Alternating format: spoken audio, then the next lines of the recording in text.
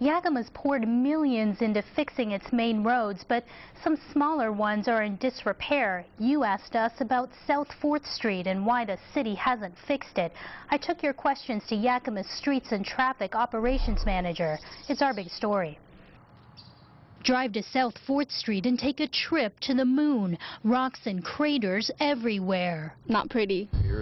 And beyond bumpy. It's getting towards the end of its useful life. A life that began back in the Depression when concrete was in vogue, begging the question, why not cover it in asphalt? The asphalt doesn't really stick to it real well because of some of the larger potholes and breaks that those would have to be fixed. Asphalt on top would end up looking like the concrete below. So why not bust out the concrete and just repave? It costs a lot of money, and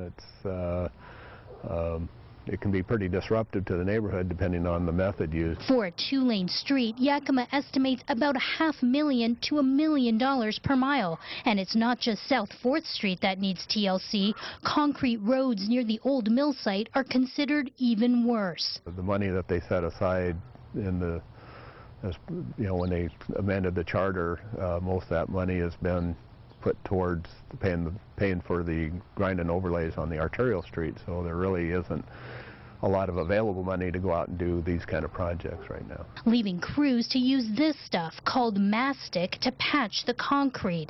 As for South 4th Street, it's possible crews could patch it this year, but no guarantee. It'll probably be a month or two at least before we could, before we'll look at it. Leaving South 4th resident Jim Greger wistful. It'd be nice if we had a nice street here. It doesn't feel great at all whatsoever. Making the best solution for now, it seems, a detour. Joe Rosenlund told me repairing the cracks and holes with fresh concrete isn't the best idea either. With water and weather, getting a perfect seal is tough.